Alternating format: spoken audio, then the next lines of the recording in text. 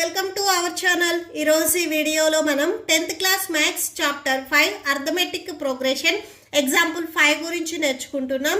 మీకు ఈ చాప్టర్లో ఉన్న all exercises videos, all example videos and ఈ చాప్టర్ ఇంట్రడక్షన్ వీడియో ఈ వీడియో లాస్ట్లో మీకు ప్లేలిస్ట్ డిస్ప్లే అవుతుంది, చెక్ చేసుకోవచ్చు. సో ఫస్ట్ మీకు ఈ ఎగ్జాంపుల్స్ చూసే ముందు బిఫోర్ పేజీలో మీకు ఇక్కడ ఎంత టర్మ్ ఫైండ్ అవుట్ చేయాలి అంటే ఫార్ములా ఇచ్చారు. an equal to a plus n minus 1 into d. So ఈ ఫార్ములాని మనం యూజ్ చేసుకుంటాము. సో ఎగ్జాంపుల్ 5 చూడండి.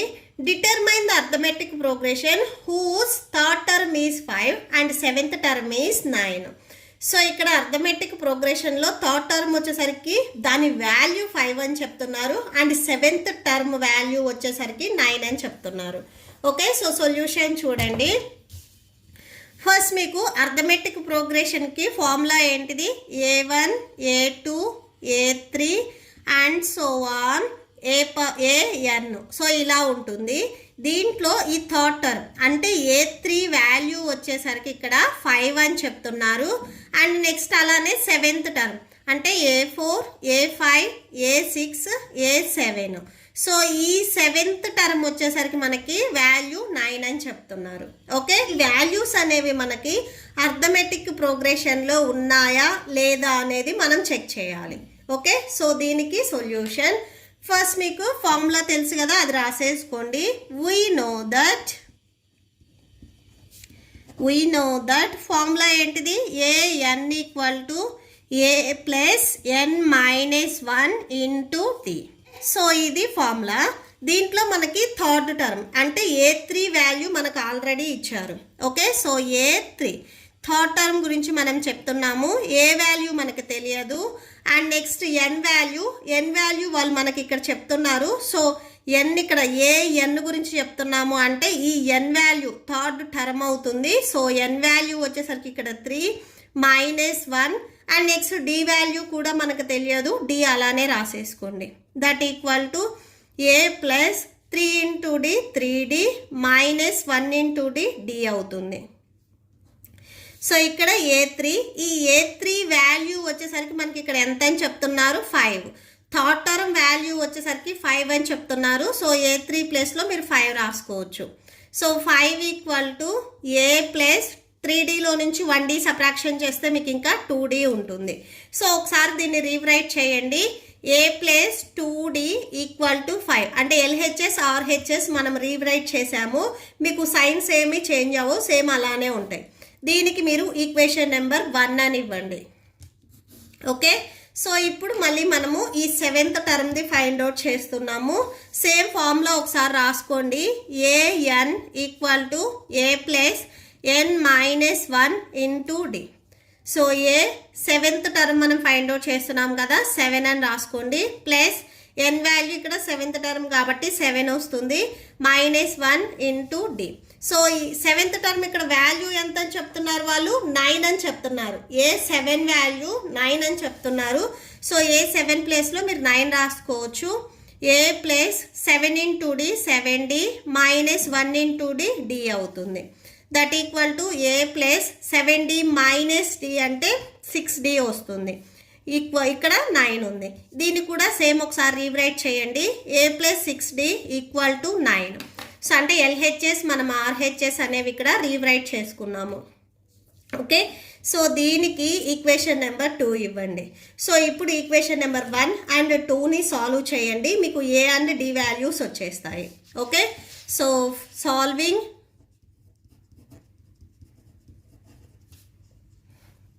Equation 1 and equation 2. సో ఒకసారి ఈక్వేషన్ నెంబర్ 1 అండ్ 2 రాయండి. a plus 2d equal to 5. So ఇక్కడ చూడండి, a plus 2d equal to 5. Next equation 2 చూడండి, a plus 6d equal to 9. So cancel అవ్వాలి అంటే మనం ఈ సెకండ్ ఈక్వేషన్కి సైన్స్ని చేంజ్ చేసుకోవాలి. సో ప్లస్ ఉన్నాయి కాబట్టి అన్నీ మీకు మైనస్ వచ్చేస్తాయి. సో ఇప్పుడు ఇది ప్లస్ ఏ, ఇది minus a. Plus a and minus a కాబట్టి క్యాన్సిల్ అవుతుంది. ఇప్పుడు 60 మీకు మైనస్లో ఉన్నట్లు. సో -60లో నుంచి +2d మీరు సబ్ట్రాక్షన్ చేస్తే -4d వస్తుంది. సో ఇక్కడ -4d రాసుకోండి. అండ్ ఇప్పుడు ఈ 9 వచ్చేసరికి మీకు మైనస్లో ఉన్నట్లు -9 + 5 సబ్ట్రాక్షన్ చేస్తే -4 వస్తుంది. అండ్ నెక్స్ట్ d = ఇక్కడ మీకు చూడండి ఇక్కడ మైనస్ ఉంది అండ్ ఇక్కడ మైనస్ ఉంది, బోత్ సైడ్స్ మైనస్ ఉంది కాబట్టి క్యాన్సిల్ చేయండి. అండ్ ఇక్కడ ఆల్రెడీ 4 ఉంది, 4 రాసుకోండి. అండ్ ఈ డీకి మల్టిప్లికేషన్లో మీకు 4 ఉంది, ట్రాన్స్పోజ్ చేసుకుంటే డివిజన్లోకి వస్తుంది. d = సో 4 ones క్యాన్సిల్ అవుతుంది, క్యాన్సిల్ చేస్తే 1 వస్తుంది. d వాల్యూ వచ్చేసరికి మీకు 1 అవుతుంది. ఈ d వాల్యూని మీరు ఈక్వేషన్ నెంబర్ 1 ఆర్ 2 ఏదో ఒక ఈక్వేషన్లో సబ్స్టిట్యూట్ చేస్తే మీకు ఏ వాల్యూ వచ్చేస్తుంది. నేను ఈ d వాల్యూని ఈక్వేషన్ నెంబర్ 1లో సబ్స్టిట్యూట్ చేస్తున్నాను. మీరు 2లో సబ్స్టిట్యూట్ చేసినా కానీ సేమ్ వాల్యూ వస్తుంది. Substitute d value in equation 1. So equation 1లో సబ్స్టిట్యూట్ చేయండి. a + 2d = 5. So a + 2 d value మనకు 1 వచ్చింది = 5. So a + 2 ones 2 = 5. So a = 5 + 2 ఉంది, ట్రాన్స్పోజ్ చేసుకుంటే -2. a = 3. సో ఏ వాల్యూ మనకి 3 వచ్చింది. సో దీని నుంచి ఇప్పుడు మనం అర్థమెటిక్ ప్రోగ్రెషన్ రాసుకుంటాం. So therefore the required